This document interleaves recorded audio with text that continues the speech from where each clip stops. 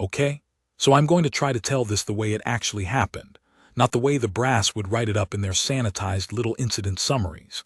Because the incident summaries always miss the part where you were cold and muddy, and you hadn't slept properly in 4 days, and you smelled like wet wool and engine coolant, and whatever the Varun 4 equivalent of pine sap is, which, for the record, smells like cinnamon and burnt copper wire, and that combination should not work, but somehow it does. My name is Dex Harmon. I'm a corporal in the United Earth Expeditionary Corps, Wilderness Survival Unit. WSU is exactly what it sounds like. We're the people they send out when the terrain is too hostile for standard ground teams and too complicated for drone coverage. We go in on foot, with packs, with portable shelters, with sensor arrays and sample kits and enough ration bars to make a grown adult cry from boredom. We map things. We collect things. We come back and write reports about things. It is not glamorous work. Varun 4 is not a glamorous planet. The briefing material called it a Class 2 survivable terrestrial with non-hostile indigenous megafauna and moderate atmospheric pressure variance, which is the bureaucratic way of saying it has gravity you can walk in, air you can breathe for limited periods without supplemental support, and animals that will not immediately try to eat you. But the weather is deeply unpleasant, and the terrain will do its level best to break your ankles. The planet is mostly forest. Not Earth forest. Varun 4 forest is denser and taller, and the trees have these wide, flat canopy plates instead of spreading branches, like enormous dark umbrellas stacked on top of each other until the sky almost disappears. The light that gets through is greenish-gray. Everything at ground level is wet, permanently. Not swampy, just damp. The moss is thick enough to sink your boot into.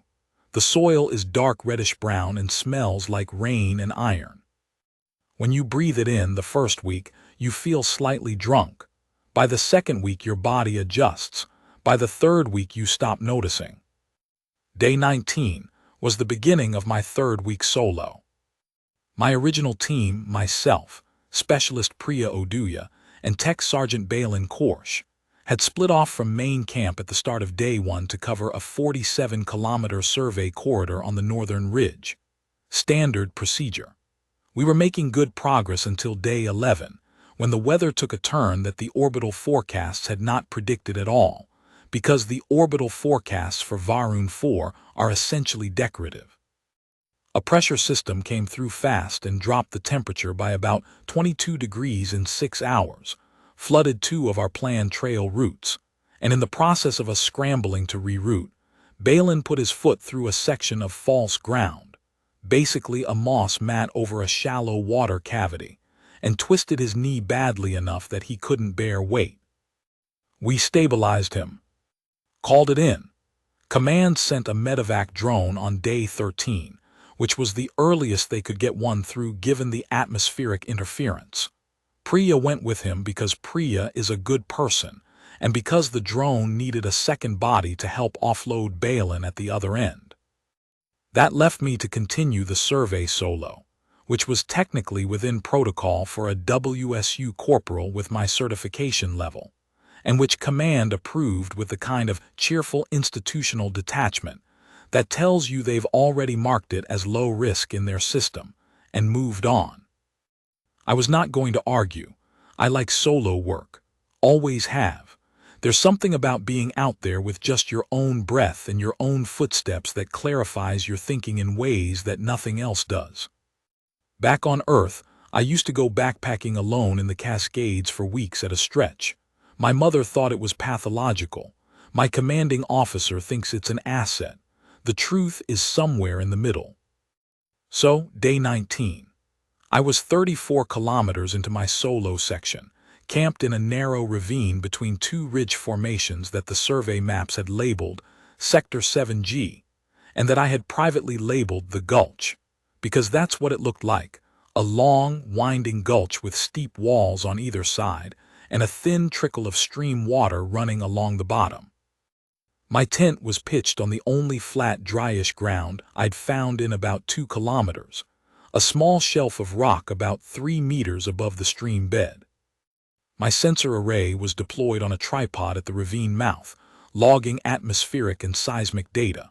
My sample kits were organized in labeled rows inside the tent's front vestibule.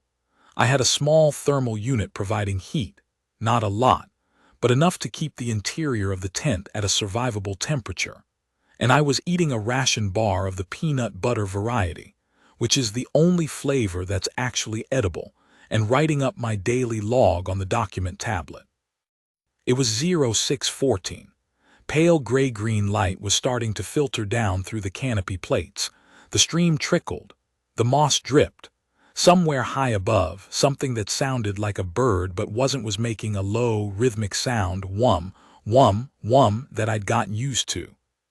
The atmospheric readings showed the temperature at roughly -3 Celsius outside, maybe 6 or 7 inside the tent, with the thermal running. It was quiet, it was fine. That's the thing about survival work, most of it is fine. Most of it is ration bars and data logging and wet socks, and finding the one comfortable position in your sleeping bag, and then accidentally rolling out of it at 3 a.m. The incidents that end up in the archival files are not representative. They are the exceptions. But they happen, and when they happen on a planet where you are the only human being within 34 kilometers, they happen entirely on your terms. I heard something at 0622. Section 1.2, Field Log Day 19, Standard. I want to describe the sound carefully because I've been asked about it multiple times in the debriefs, and I keep giving slightly different answers, not because I'm being inconsistent, but because it's genuinely difficult to describe. It was not a threatening sound. I want to be clear about that. If it had been a threatening sound, my response would have been different. I would have reached for the sonic deterrent or the signal flare. I would have closed the tent. I would have done any number of things that are in the survival protocol for hostile megafauna encounters. I didn't do any of those things. What I heard was small, high-pitched, sort of wet and hitching. The closest thing I can compare it to is the sound a very young puppy makes when it's cold and confused and calling for its mother. Except there was a quality to it that wasn't quite right for that comparison either. Something slightly too complex in the intervals, like whatever was making it was working at the edge of its capacity. I sat very still for about 30 seconds. Then I heard it again, closer. I unzipped the tent vestibule slowly. The zipper sound on Varun 4 seems very loud in the morning quiet. I don't know why, and looked out. There were 2 of them at the bottom of the ravine, at the edge of the stream. Now, I had read the briefings on Varun 4 megafauna. I had studied the image libraries. I knew what Varun predators looked like in their adult form. The Galactic Survey Commission called them Varunids. The station personnel called them Greys, and both of those names miss something essential about them, because the naming convention implies a category, and the animals themselves resist categories. Adults are large, roughly the size of a bear, quadrupedal, covered in a dense outer integument that looks almost like scales from a distance, but is actually a very close-backed, interlocking fur plate structure. They have 4 eyes, 2 forward-facing for hunting, 2 lateral for peripheral awareness, and their cranial structure is more complex than anything you'd expect from a planet at this developmental stage, which is part of why the xenobiology team has been very careful about the non-sapient classification. The adults move in total silence. You never hear them coming. Several of the survey team members who'd been on previous rotations had stories about turning around and finding a gray standing 10 meters behind them, watching, and not having heard a single footstep. The cubs were not the adults. They were, I want to say, small, but that's relative. Each of them was roughly the size of a medium dog, maybe a large one. Their fur plates hadn't fully developed yet. The surface was softer looking, more like dense velvet than scales, and it caught the greenish morning light and gave them this slight shimmer. Their 4 eyes were proportionally enormous for their heads. They were wet, thoroughly soaked, the way you get wet when you've been out in Varun 4 drizzle without shelter for a while, and they were pressed against each other at the stream's edge, making the sound I'd heard. Calling, they were calling for something. I didn't move for a long time. One of them turned and looked directly at me. 4 eyes, all of them forward-facing in the juvenile head configuration. I didn't know this at the time. I learned it later from the xenobiology reports, but apparently young Varunids have a different eye arrangement than adults, all 4 eyes frontal, because in the juvenile phase they have no lateral awareness and need to be protected by the adults. 4 eyes, all pointed at me, wide open, catching light. I expected them to run. They didn't run. The one looking at me made the sound again. Soft, hitching, not threatening, not warning. The same sound as before, slightly louder. The second one turned and looked at me too. I stayed very still. I kept my hands visible. I breathed slowly. Survival training has a protocol for non-hostile megafauna encounters. Don't approach, don't retreat, don't make sudden movements. Allow the animal to set the terms of the interaction. And I followed it because that's what you do, and also because every other part of my brain was completely arrested by the sight of these 2 animals looking at me with those enormous, wet, absolutely unreadable eyes. After about 2 minutes, the first one took a step toward me. It was a testing step. One foreleg extended, weight shifted, paused, like it was checking the ground, or checking me. I didn't move. It took another step. And then, in a way that I have replayed in my head so many times since that day that I have worn grooves in the memory, in a way that I did not anticipate and could not have, the second one moved too, not toward me, not yet, but toward the first one, pressing against its side the way that young animals press against each other when they need the contact. And together, slowly, in a halting and utterly deliberate way, they picked their way along the stream edge and up the loose rock face to my ledge. I was sitting in the open vestibule of my survival tent, ration bar in one hand, tablet in the other, and 2 juvenile apex predators of an alien world were climbing up to me. I set down the ration bar. I set down the tablet. I very carefully did not do anything else. Section 1.3, Field Log Day 19-07-08-11, 40 Standard. They stopped about a meter away from me. Both of them, side by side, pressed together, those 8 juvenile eyes all aimed at my face. Up close, the detail that hit me first was the cold. They were radiating cold the way a thing does when it's been wet in low temperatures for a long time, when the chill is all the way through it. The second thing was the sound of their breathing, rapid, shallow, the way a small animal breathes when it's been struggling and exhausted itself. Not dangerous struggling, survival struggling, the kind that's been going on for a while. The third thing was that one of them had something wrong with its right foreleg. Not broken, I couldn't tell for certain without touching it, but the way it was holding the leg, the slight favoring of it, the way it planted its weight differently on that side, something had happened to it. A fall, maybe, a stumble on the wet rock. I sat there and I thought about my options. The survival protocol says, observe, document, do not interfere with wildlife in ways that could compromise natural behavior. The spirit of that protocol is that you don't start feeding animals or habituating them to human presence in ways that create dependency. I understood that. I understood it completely. But these cubs were alone.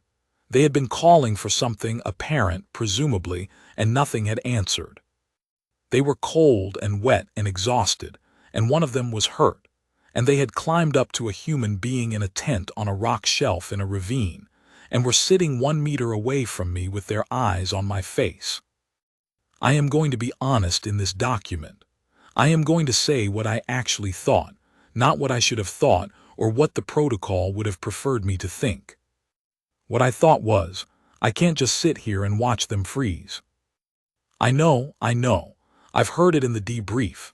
I've read the ethics board notes. I understand the argument about interference and dependency and the long-term consequences of habituating apex predators to human proximity. I have thought about those arguments many, many times since day 19. I continue to think about them. But here is the other thing I thought, which is harder to explain but which I think is more true. There was something in the way those two looked at me that was not random. It was not accidental. They had seen me, a creature unlike anything they had any evolutionary context for, and instead of fleeing, instead of any of the things that prey animals do or that apex predators do when startled, they had walked toward me. Slowly, carefully, like they had made a decision. Animals don't always do things for the reasons we think they do. I know that. I'm not the kind of person who projects human interiority onto non-human creatures, but I have spent enough time in wilderness, enough time alone with animals who were not yet afraid, to recognize the quality of an approach. And what I was reading from those two cubs, and I could be wrong, I acknowledge I could be wrong, was not desperation. Not purely. There was something else in it. It read like trust. Like they had decided, in whatever way young animals decide things, that I was not a threat. Maybe not more than that, but not a threat. I moved very slowly. I extended one hand, palm up, fingers relaxed. Standard non-threat posture. I'd done it with bears and with dogs and once with a mountain goat that had cornered me on a ledge in the Cascades, and it works differently every time, and sometimes it doesn't work at all. The nearest cub lowered its head and sniffed my palm. I did not breathe. It made a sound different from the calling sound, shorter, lower, something between a click and a hum. The second one stepped forward and sniffed my palm too. Then the first one, the one with the hurt foreleg, sat down, just sat, like it had resolved something. I sat there with my hand extended and two alien cubs examining me with their 8 enormous eyes, and I thought, very clearly, I have absolutely no idea what I'm doing. Which is usually where the interesting things start. Section 1.4, Field Log, Day 19, 11, 40-23, 58 Standard. I didn't plan any of it. I want to make that clear. Nothing I did that day was strategic. Every decision was the smallest possible version of the next reasonable thing, made in real time, with incomplete information and cold hands, and the persistent background awareness that I was a human being alone on an alien planet, and I was making choices that were not in any field manual I had ever read. The first decision was the tent.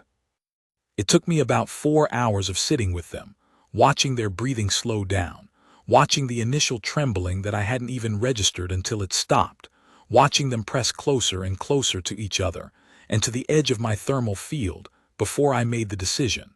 4 hours is a long time to sit in an open tent vestibule on a cold morning on Varun 4. My legs went numb. My back started arguing with me around hour 2.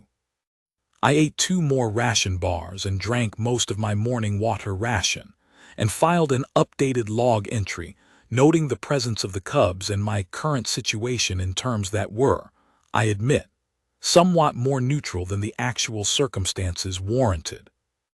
Around the 11:40 mark, the temperature dropped again. I checked the sensor array data on my tablet, another pressure shift coming, smaller than the one that had taken out Balin's knee, but enough to push the ambient temperature down another 4 or 5 degrees. The light through the canopy was getting flatter.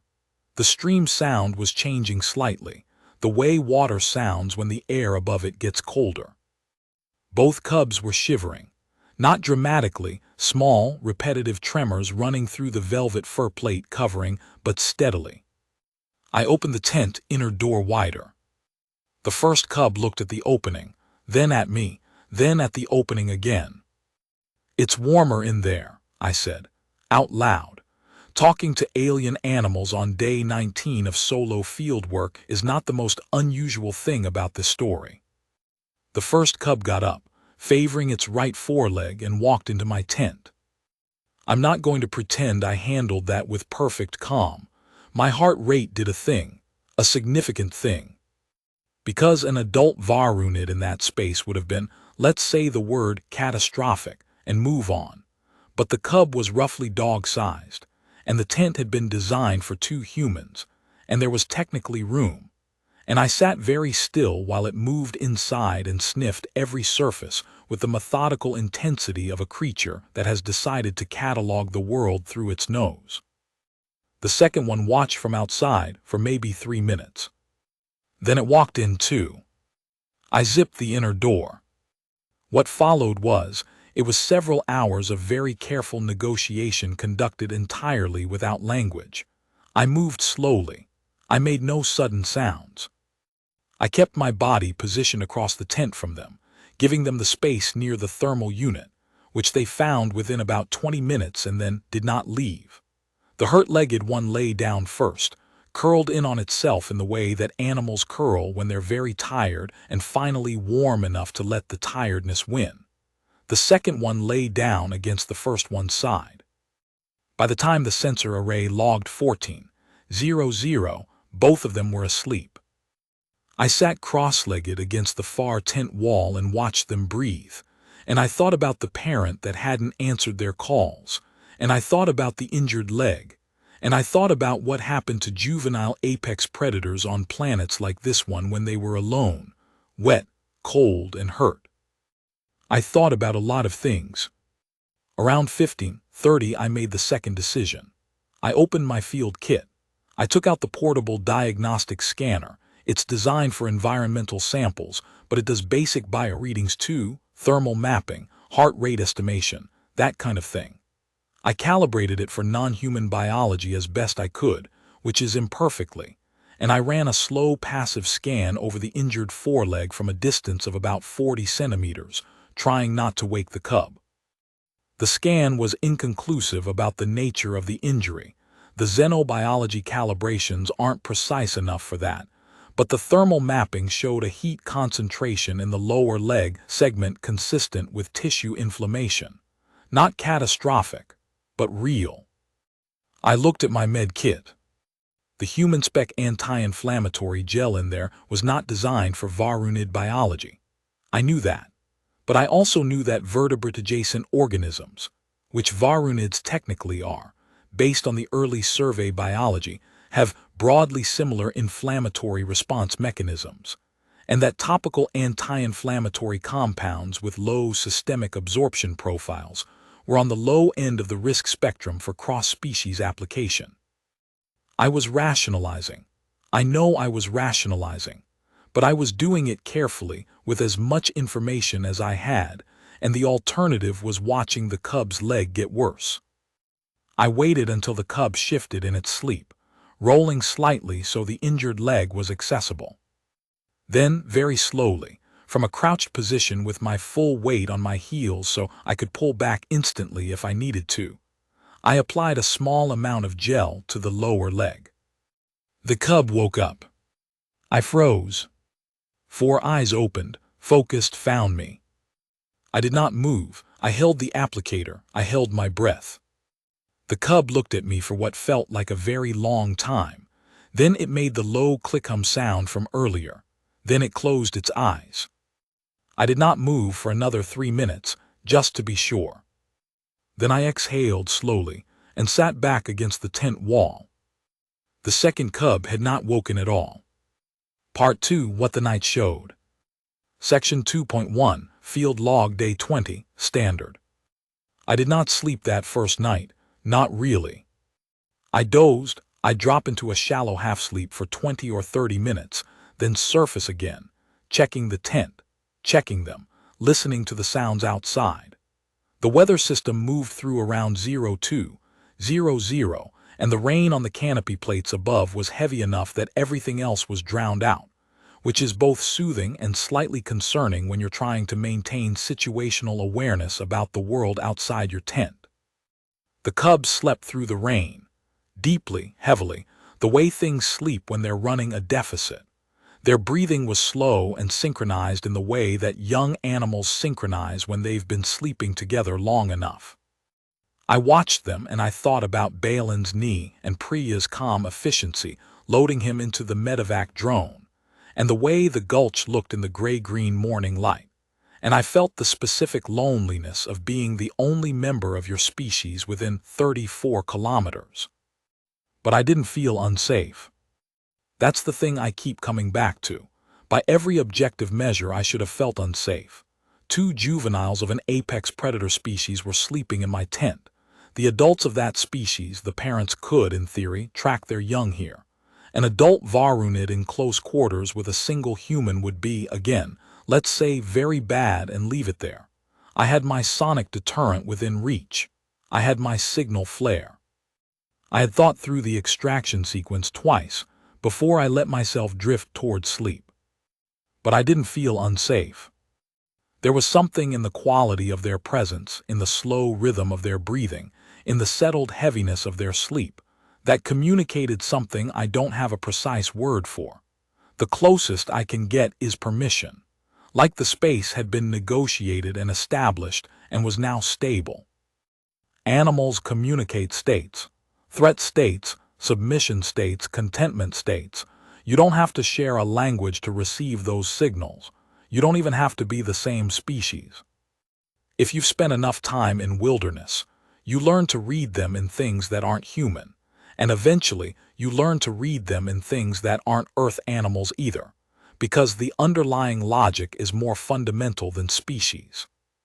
These two were communicating rest, safety, the specific quality of being in a place where you can let your guard fully down.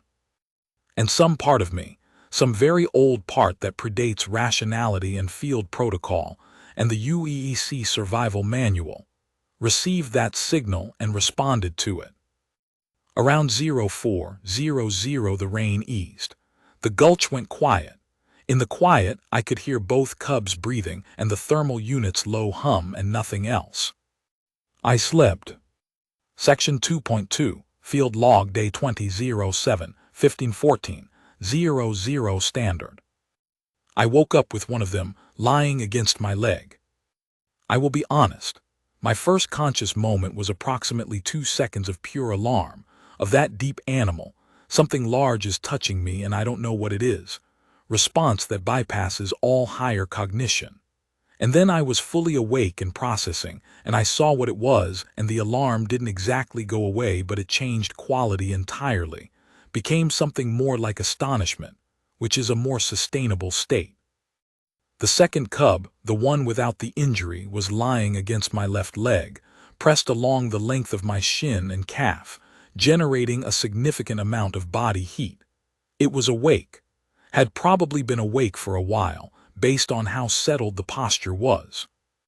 It was looking at the tent wall with the slightly unfocused look of a creature that is not engaged by anything in particular, and is comfortable with that. The first cub, the one with the injured leg, was still near the thermal unit, but it was awake too, and when I made a small noise somewhere between a surprised exhale and a word, it turned its head and looked at me. I looked back. "Morning," I said. The one against my leg moved its head slightly toward my voice. I took stock. I was in a survival tent on a rock shelf in a Varun 4 ravine on day 20 of my solo survey deployment. I was healthy, hydrated, slightly stiff from the tent floor, and flanked by alien predator cubs who had, at some point during the night, decided to incorporate me into their proximity arrangement.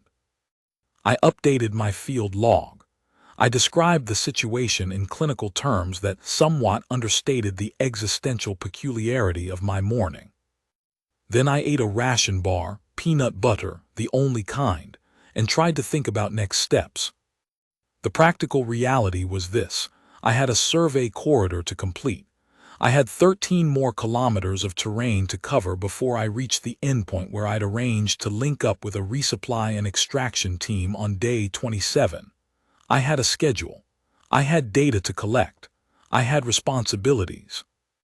I also had 2 juvenile alien predators in my tent, one of whom was injured, both of whom had apparently decided I was their safe point in a world that had recently stopped being safe for them. I couldn't carry them, obviously. They were each roughly 40 kilograms of dense muscle and bone plate. My pack was already at the upper limit of what I could cover terrain with, and even if I could carry them, returning them to where? I didn't know where their territory was, where their parent had been, whether the parent was alive. I couldn't stay in the gulch indefinitely. Command expected check-ins every 48 hours. If I went static for too long, they'd send someone to look for me, which would complicate things considerably. I thought about it for a while. Then the second cub got up, stretched in the way that predators stretch, that full-body extension that somehow manages to look both completely relaxed and completely capable of violence, and walked to the tent door and looked at it pointedly. "Right," I said. "Yeah, okay." I unzipped it. The cub walked out into the ravine. It stood at the edge of the rock shelf and looked down at the stream for a moment, then descended to drink. The first cub followed carefully, favoring its leg but moving better than the night before. Either the anti-inflammatory had helped or the rest had, or both. I stood in the tent doorway and watched them drink from the stream and thought about a lot of things. When they were done, they climbed back up to the ledge. The second one walked past me into the tent. The first one stopped beside me and looked up at my face for a moment, those 4 forward-facing eyes completely focused on me. I looked back. It made the click-hum sound. Then it walked into the tent. I stood there in the morning Varun 4 light, greenish-gray, damp, smelling of cinnamon and burnt copper, and I thought, well, I guess we're doing this for a while. Section 2.3, Field Log Day 2014, 00 Day 21 06, 00 Standard. The next 36 hours established what I can only describe as a routine. Not a planned one, not a protocol. A routine that emerged the way routines do when multiple creatures are sharing a space and making small adjustments to each other over time until the edges align. Morning, they'd wake before me, request the tent door, go down to the stream. I'd follow, refill my water container with the purification pump running, eat a ration bar, run the morning sensor checks. They'd return to the tent or stay on the ledge depending on what the sky was doing. Midday, they'd sleep. The Varun 4 midday heat isn't severe by Earth standards, but it's significant enough that the local fauna apparently treats it as a rest period. I used the time to expand my survey radius from the camp point, collecting samples, logging terrain features, maintaining the sensor array. I'd stay within visual range of the ledge, not because the protocol required it, because it seemed right. Evening, they'd be active again. I'd eat, log, communicate with command in the carefully worded status updates that described my situation as stationary survey work due to terrain complexity. True, without specifying the exact nature of the terrain complexity, also true. Night, the second cub slept against my leg reliably by the second night. The first joined it on the third night, the injured one, pressing against my other side. The thermal differential from 2 warm bodies pressed against me was significant enough that I actually turned the thermal unit down by 2 settings. I want to write about what it was like to lie in that tent in the dark of Varun 4 with those 2 cubs against me, and describe it with appropriate scientific detachment, and I want to do that, and I'm finding that I can't. Not entirely, because the accurate description requires me to say, it was the least alone I had felt in 3 weeks. On an alien planet, 34 kilometers from the nearest human being, flanked by creatures whose species I'd only encountered in image libraries, I felt less alone than I had since the team split up. And I don't think that was projection. I think that was reciprocal. I think they felt it too. I think that's why they were there. Section 2.4, Field Log Day 21 06, 0018, 00 Standard. The injured leg continued to improve. By day 21, the favoring was less pronounced, and by the morning of day 22, the cub was moving at something approaching full capacity, which I noted with both relief and the slightly complicated recognition that, as they recovered, my reasoning for staying static was getting thinner. Command had asked a clarifying question in the day 2048-hour check-in about the terrain complexity delaying my progress. I had answered with a partial truth about unstable rock formations in the survey corridor, which was based on actual terrain features I documented, but which was not the primary reason for my stationary position. On day 21 evening, I had a longer think about this. I checked my survey calendar. I was behind by approximately 2.3 kilometers of terrain coverage. I could make that up. The terrain between my current position and the survey endpoint was manageable. I'd looked at it on the mapping data. 3 hard days would get me there. I had 6 days before extraction. The question was not logistical. It was the other thing. What happened to them when I left? I didn't have an answer. I still don't have a complete answer. What I had was the evidence of their behavior over 2.5 days, the approach, the trust-making, the way they'd incorporated me into their rest cycle, and the fact that whatever had separated them from their parent had not resolved. Nothing had come looking for them. No adult Varunid had appeared at the ravine mouth. The parent, singular, given what the survey records suggested about Varunid's social structure, was either dead or lost or very far from here. They were, as far as I could tell, orphaned. I sat with that for a while. Then I made the third and most significant decision, which was to record an honest log entry. Section 2.5. Recorded Field Log Entry, Day 21, 1942 Standard. Day 21. I'm going to be straight with me here since no one else is reading this in real time. I've got 2 Varunid cubs in my tent. They've been here since day 19 morning. The injured one is improving. Both are eating. I watched them hunt something at the stream edge this afternoon, something small that I didn't fully see, which is fine, that's healthy. They're not depending on me for food. They're depending on me for heat and, I think, for something I don't have a clean name for. Maybe proximity, maybe safety, maybe just presence. I'm going to move out tomorrow morning. I'm going to pack up, break down the camp, and continue the survey. That's the right thing to do. I know it's the right thing to do. But I also know I'm going to spend the next 6 days thinking about them, so I might as well document that honestly. They walked toward me when they were cold and alone and hurt. They didn't run. They made a choice, or something that functions like a choice, and that choice was toward the only warm thing in the ravine.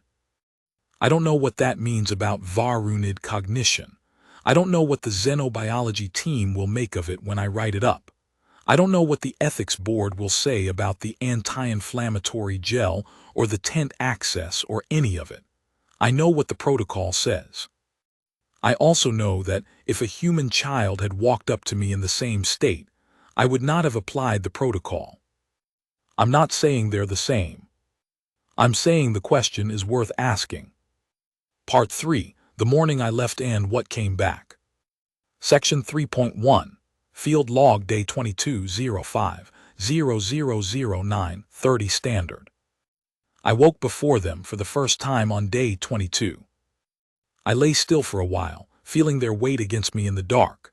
The Varun 4 night is absolute no moon, and the canopy plates block even the stars, and listening to the stream below, and I thought about the cascades, which I do when I need to think clearly.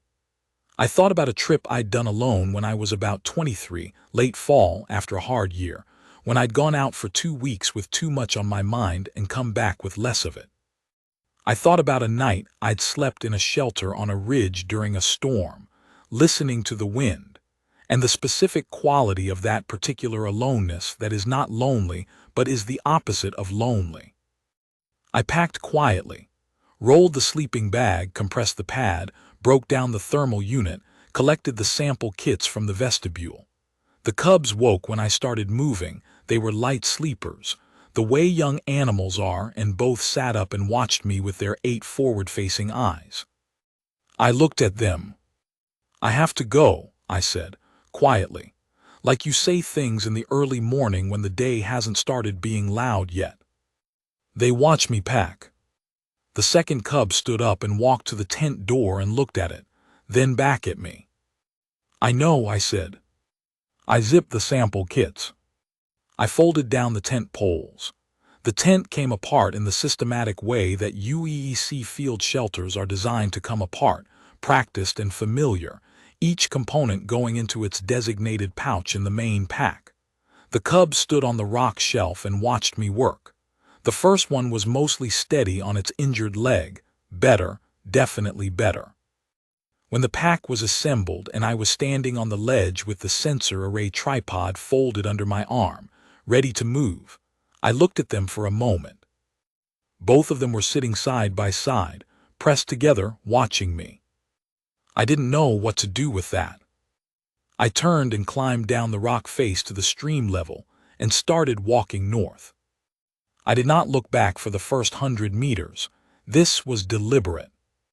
If you look back, you invite them to follow, and I didn't want to invite them to follow because the survey terrain north of the gulch was harder and the stream bed they'd been drinking from was here, and there were practical reasons. They were practical reasons. At 110 meters, I looked back. They were on the ravine rim above the ledge, both of them, elevated to watch me over the stream-level vegetation, standing still. I turned away and walked. Section 3.2, Field Log, Days 22-26, Survey Continuation. I'm going to compress these days in this account because what happened during them, while professionally significant, I completed the survey corridor, collected 43 additional samples, documented 2 previously uncatalogued terrain features, and filed 7 detailed log entries that the survey team was apparently very happy with. Was not what this document is about. What this document is about is what happened on day 26 evening. I was 2 kilometers from the extraction rendezvous point. I'd made good time over the last 3 days. The terrain had been harder than predicted in 2 sections, but manageable. I was tired in the bone-deep way of the last days of a long solo deployment, the kind of tired where every step is automatic and your mind is doing something else entirely. I stopped for the evening in a natural shelter, a rock overhang with enough clearance to set up the tent beneath it, good drainage, no wind exposure. Set up camp, deployed the sensor array, ate the second-to-last ration bar, peanut butter. There were no other kinds left. I had planned poorly, filed my evening check-in. Command confirmed extraction at 0900 on day 27. 2-person pickup team with a resupply drone. Standard debrief would follow. I sat in the tent entrance and looked at the Varun for evening. The canopy plates going from greenish-gray to a deep, flat charcoal as the light failed.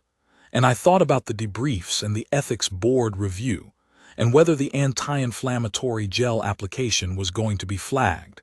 And I thought about the 2 cubs in the ravine, and I ate the ration bar. At approximately 21:30, I heard something in the undergrowth to my south. I was fully alert before I had consciously decided to be. Hand on the sonic deterrent, other hand flat on the tent floor, weight balanced. Listening. Silence. Then movement, careful, deliberate, not random undergrowth noise. Something was picking its way through the vegetation toward the overhang. I turned on the headlamp, low setting diffused. Aimed at the tree line. 2 pairs of eyes caught the light and reflected it back at me. 4 eyes each, 8 total, all forward-facing in the juvenile arrangement, gleaming greenish in the headlamp beam, attached to 2 shapes that I recognized immediately, instantly, without any processing time at all. They had followed me. Across 4 days. Through different terrain, different weather, a stream crossing that I'd made on a narrow rock bridge that I would not have assumed they could navigate. They had, I don't have another word, tracked me, not the way predators track prey, not in that circling, patient, closing way, directly, in a line toward where I was. I turned off the headlamp. In the dark, I heard them approach. Heard the careful placement of feet on the wet rock of the overhang base.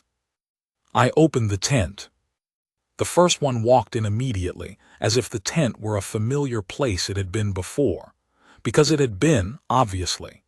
It went to the spot near the thermal unit and lay down in the same position it had used in the gulch, left side down, injured leg up.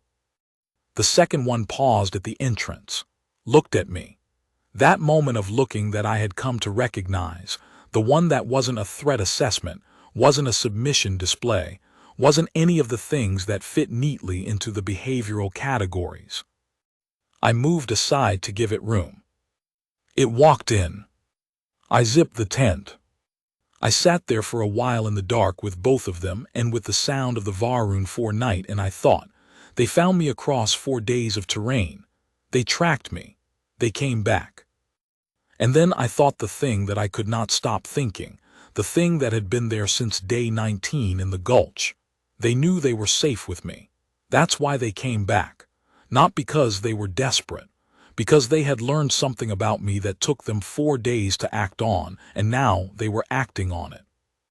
Section 3.3. Field Log Day 27-05-0009-00 Standard.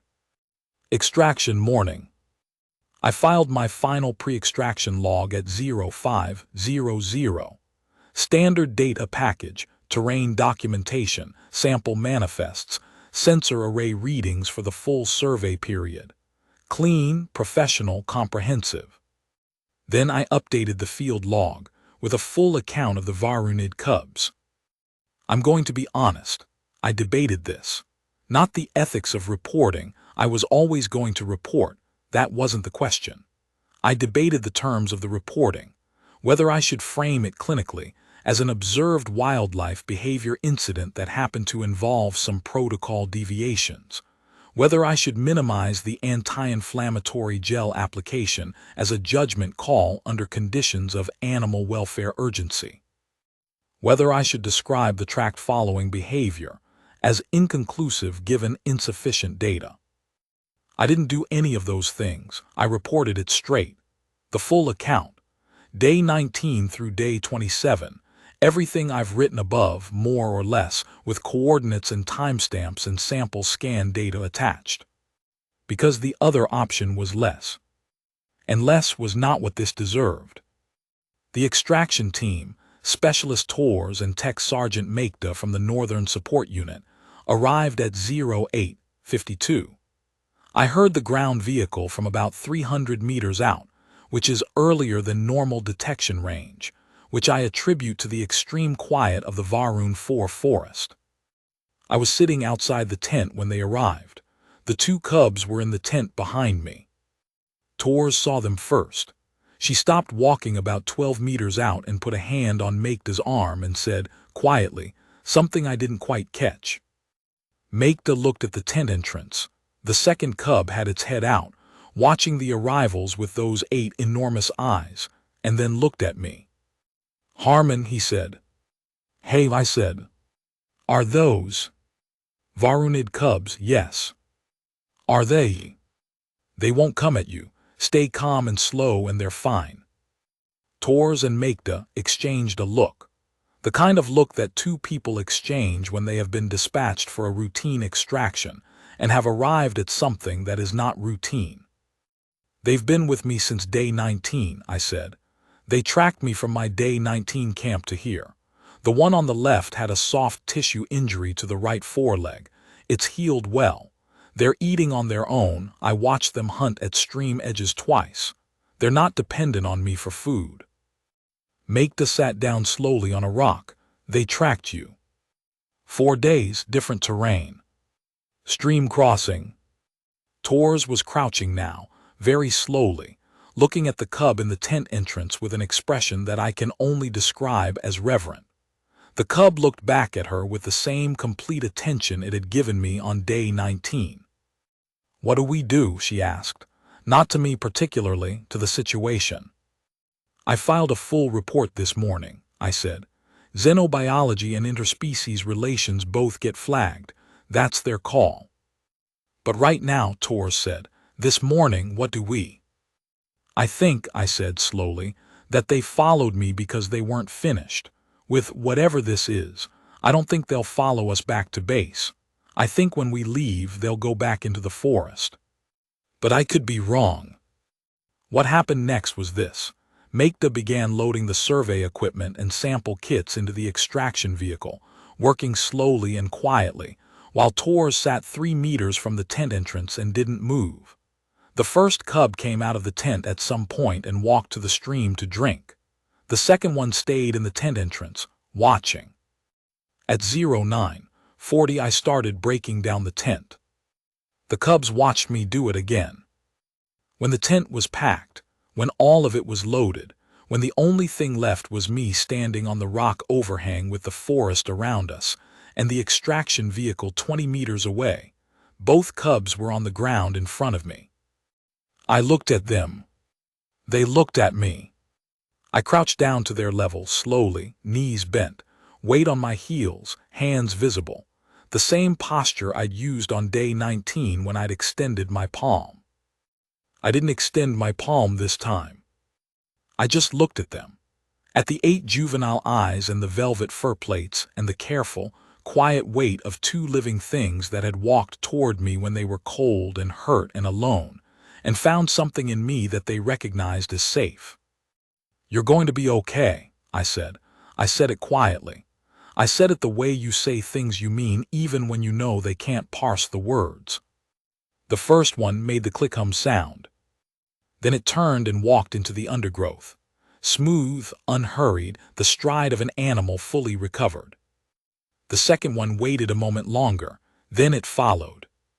I stood up. Tors was beside me. I hadn't heard her approach. "How long did they stay with you before they started trusting you?" she asked.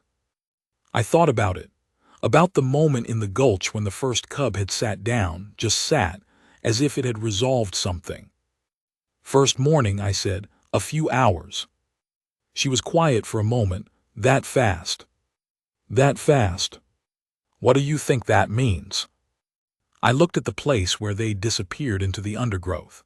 The forest was already still, the way Varun 4 forest is always still, dense and quiet and absolutely full of things you can't see. "I think it means they were paying more attention to us than we knew," I said. "To the surveys, to the teams moving through their forest, for longer than we knew." I picked up my pack. "And I think when one of us stopped and stayed still long enough, they made their move." Part 4 After the Gulch. Section 4.1 Xenobiology Division Report, filed 14 days post-incident. Submitted by Dr. Asha Reinhold, Senior Xenobiologist, UEEC Varun 4 Station. Reference: Incident HFY BCH 47, Harmon Field Report. Classification: Scientific Review Interspecies Contact. The behavioral data in Corporal Harmon's field report represents the most significant observational record of juvenile Varunid social behavior yet collected, primarily because it is the only such record collected under conditions of sustained, non-threatening contact. Key observations of note. 1. The initial approach. Juvenile Varunids in distress are predicted, under current behavioral models, to retreat from novel stimuli and seek concealment.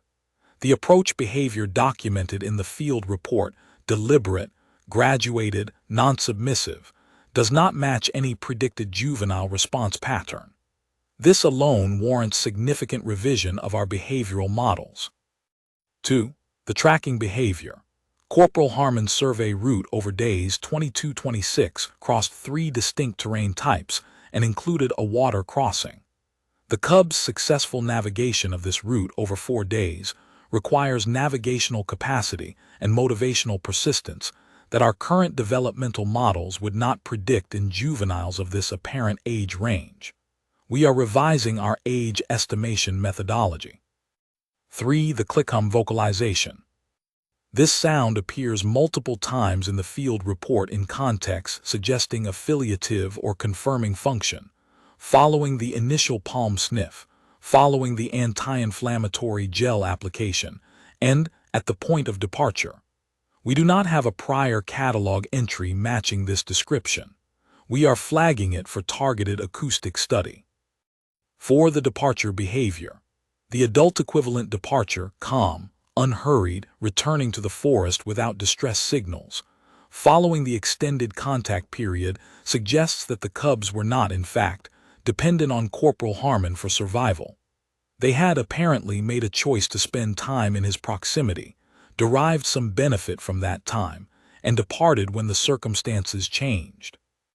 There is no other word for it, remarkably sophisticated behavior for animals we currently classify as non-sapient. We are recommending a formal review of the Varunid sapience classification. Section 4.2, Interspecies Relations Board Statement. Issued by Commander Ida Vorsk, UEEC Interspecies Ethics and Relations Board. Corporal Harmon's field report has been reviewed in full. Certain protocol deviations have been noted, specifically the application of human-spec pharmaceutical to a non-human organism and the extended non-protocol contact with indigenous megafauna. These deviations are being assessed. However, the broader significance of the Gulch incident is not the protocol deviations. The broader significance is what the behavioral record suggests about Varunid cognition and about the terms on which the Varunid species has been observing human activity on their world. The evidence strongly suggests that the cub's approach was not random, that it was not purely driven by distress, that it was, in some meaningful sense, deliberate. If the xenobiology team's recommendation regarding sapience classification review is upheld, and preliminary indications suggest it will be, then the Gulch incident will be categorized not as a wildlife encounter, but as a first contact event, which means that the first Varunid beings to initiate contact with humanity were two injured, cold, orphaned cubs in a ravine. And they walked toward a human. The Ethics Board's position is that we should take that seriously.